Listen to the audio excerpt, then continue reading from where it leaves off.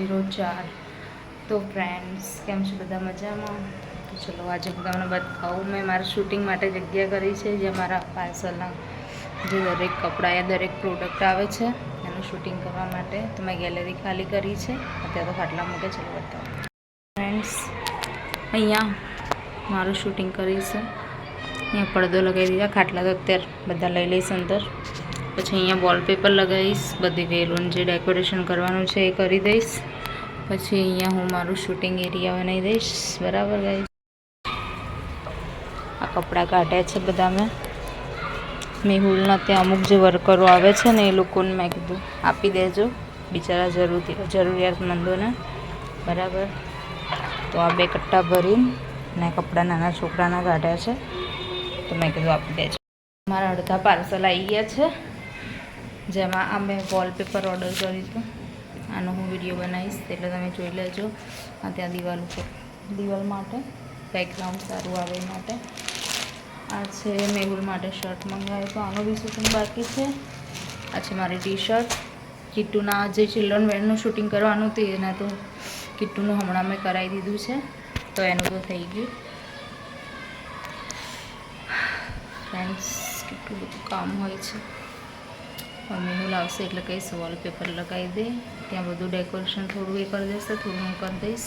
એમ કરીને મસ્ત દિવાલ થઈ જશે. પછી ત્યાં હું મારું શૂટિંગ કરીશ, કેમ કે ઘરમાં અમુક જગ્યાએ છે ને પછી 24 કલાક સારું ના હોય, કાનો રહેવા નહીં દેતો. તો એ એટલો ભાગ ક્લિયર હોય ને તો શું કંઈ પણ હોય ને તો હું ડાયરેક્ટ શૂટિંગ ત્યાં કરી શકું એમ, દરવાજો કરીને. અહીંયા તો શું અમારા કાનજી મહારાજ બહુ ડિસ્ટર્બ કરે એટલે મારે શૂટિંગ થતું નહીં. ઓકે ફ્રેન્ડ્સ, તો ચલો બીજું કામ કરીએ હવે, પછી મળીએ. ગાઈસ, આમાં ચાલ્યા દૂધ લેવા સ્કેટિંગ પહેરીને. આ કપડાં મેં મંગાવ્યા છે મીશોમાંથી, ખાલી 175ના જ છે. જો ગાઈસ, મસ્ત ને? જો હેડો ઉપડો, थोड़ी देर लगेगी, 8 बजे मैं आऊंगी. ठीक है.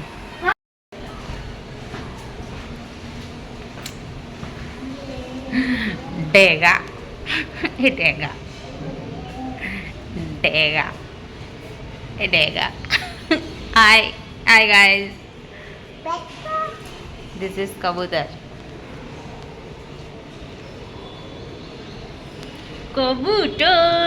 તો ગાઈઝ, જેવા કપડાં છે મેં મીશોમાંથી મંગાવ્યા. આ સાનું વ્હાઈટ કર્યું.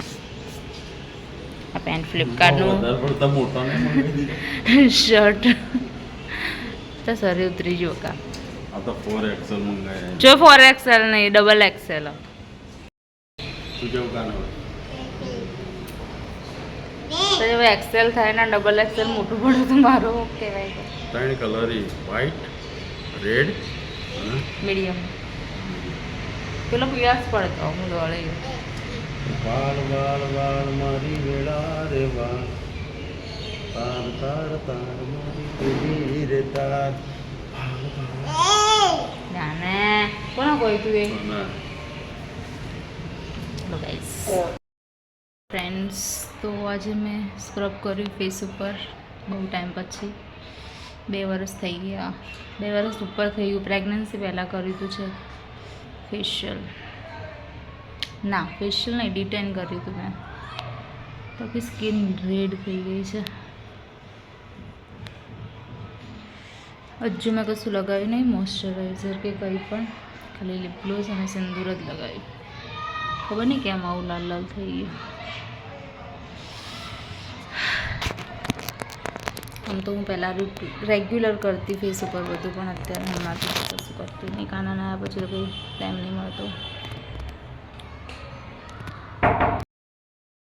તો ગાઈસ, પાર્સલ આવી ગયા છે ફરી. આ પણ થોડું હેવી છે. મેહુલ લાઈન ઓપન કરી દેશે, બધું સેટઅપ કરવાનું છે. પછી હું તમને બતાવું શું શું છે આમાં. હજુ બીજા આવવાના પેન્ડિંગમાં છે. ઓકે ગાઈઝ, ફિટનેસ ઓછી થઈ ગઈ.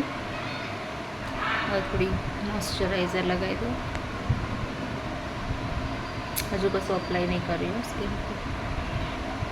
જો તમારે જાણવું હોય કે મેં શું કર્યું છે ફેસ ઉપર, તો તમે મને કોમેન્ટ કરજો, હું તમને કહીશ કે મેં શું લગાવ્યું હતું.